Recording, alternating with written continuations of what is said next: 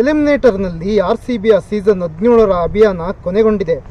ಇದರ ಜೊತೆಗೆ ಆರ್ಸಿಬಿ ಪಡೆಯ ಅಪ್ರತಿಮ ಹೋರಾಟಗಾರ, ಅಭಿಮಾನಿಗಳ ಪಾಲಿನ ನೆಚ್ಚಿನ ಡಿಕೆ ಬಾಸ್ ಕೆರಿಯರ್ ಕೂಡ ಅಂತ್ಯ ಕಂಡಿದೆ. 38 ವರ್ಷದ ದಿನೇಶ್ ಕಾರ್ತಿಕ್ ಈ ಸೀಸನ್ ಆರಂಭಕ್ಕೂ ಮುನ್ನ ಇದೇ ಕೊನೆಯ ಐಪಿಎಲ್ ಟೂರ್ನಿ ಎಂಬ ಪರೋಕ್ಷ ಸೂಚನೆ ನೀಡಿದರು. ಇದೀಗ ದಿನೇಶ್ ಕಾರ್ತಿಕ್ ಅಧಿಕೃತವಾಗಿ ಐಪಿಎಲ್ಗೆ ಗುಡ್ ಬೈ ಹೇಳಿದ್ದಾರೆ. ಚಲದಂಕ ಮಲ್ಲ ಡಿಕೆ ಕಂಬ್ಯಾಕ್ ಕತೆ ಎಂತವರಿಗೂ ಸ್ಫೂರ್ತಿ. 2015ರಲ್ಲಿ ಮೊದಲು ಆರ್ಸಿಬಿ ಪರ ಆಡಿದ್ದ ದಿನೇಶ್ ಕಾರ್ತಿಕ್ 2022ರಲ್ಲಿ ಮತ್ತೆ ಆರ್ಸಿಬಿಗೆ ಕಂಬ್ಯಾಕ್ ಮಾಡಿದ್ರು. ಡಿಕೆ ಖರೀದಿಸಿದಾಗ ಎಲ್ಲರೂ ಕಾಮೆಂಟೇಟರ್ ಅನ್ನು ಟೀಮ್ಗೆ ತಂದಿದ್ದಾರೆ ಎಂದು ಟೀಕಿಸಿದ್ರು. ಆ ಟೀಕೆಗಳಿಗೆಲ್ಲ ಡಿಕೆ ತಮ್ಮ ಬ್ಯಾಟ್ ನಿಂದಲೇ ಉತ್ತರ ಕೊಟ್ಟರು. ಫಿನಿಶರ್ ಆಗಿ ಮಿಂಚು ಹರಿಸಿದ ಡಿಕೆ ಬಾಸ್ ಫ್ಯಾನ್ಗಳು ಹುಚ್ಚೆದ್ದು ಕುಣಿಯುವಂತೆ ಮಾಡಿದ್ರು.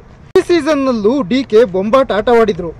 ಬ್ಯಾಟ್ ಹಿಡಿದು ಗರ್ಜಿಸಿದ ಡಿಕೆ ಬಾಸ್ ಬೌಲರ್ಗಳ ಮೇಲೆ ಸವಾರಿ ಮಾಡಿದ್ರು. ಅದರಲ್ಲೂ SRH ವಿರುದ್ಧ ಹೈಯೆಸ್ಟ್ ರನ್ ಚೇಸ್ ಮಾಡೋ ವೇಳೆ ಡಿಕೆ ಬೌಂಡರಿ ಸಿಕ್ಸರ್ಗಳನ್ನು ಚೆಚ್ಚಿ ಭರ್ಜರಿ ಬ್ಯಾಟಿಂಗ್ ಮಾಡಿದ್ರು. 35 ಬಾಲ್ನಲ್ಲಿ 83 ರನ್ ಬಾರಿಸಿದ್ರು.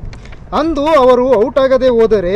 ಡಿಕೆ ಔಟ್ ಆಗದೆ ಹೋಗಿದ್ದರೆ ಆರ್ಸಿಬಿ SRH ನೀಡಿದ್ದ 288 ರನ್ ಟಾರ್ಗೆಟ್ ಅನ್ನು ಯಶಸ್ವಿ ಚೇಸ್ ಮಾಡಿ ಬಿಡುತ್ತಿತ್ತು. ಡಿಕೆಯ ಸಾಲಿಡ್ ಆಟವನ್ನು ಇಡೀ ಕ್ರಿಕೆಟ್ ಲೋಕವೇ ಕೊಂಡಾಡಿತ್ತು. ಈ ಬಾರಿ ಡಿಕೆ 13 ಇನ್ನಿಂಗ್ಸ್ ನಲ್ಲಿ ಬ್ಯಾಟಿಂಗ್ ಮಾಡಿ 317 ರನ್ ಬಾರಿಸಿದ್ರು. 26 ಬೌಂಡರಿ, 22 ಸಿಕ್ಸರ್ಸ್ ಹಿಡಿಸಿದ್ರು. ಅದು ಕೂಡ ಬರೋಬ್ಬರಿ 193ರ ಸ್ಟ್ರೈಕ್ ರೇಟ್ ನಲ್ಲಿ.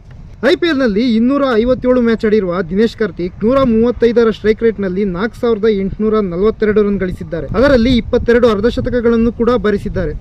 ಔಟ್ ಆಗದೆ 97 ರನ್ ಅವರ ಅತ್ಯುತ್ತಮ ಸ್ಕೋರ್ ಆಗಿದೆ. ಅಷ್ಟೇ ಅಲ್ಲದೆ ಒಟ್ಟು 145 ಕ್ಯಾಚ್ ಮತ್ತು 37 ಸ್ಟಂಪಿಂಗ್ ಮಾಡಿ ಮಿಂಚಿದ್ದಾರೆ.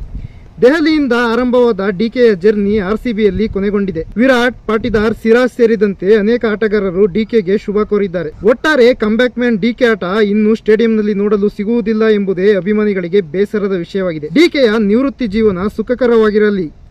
All the best DK.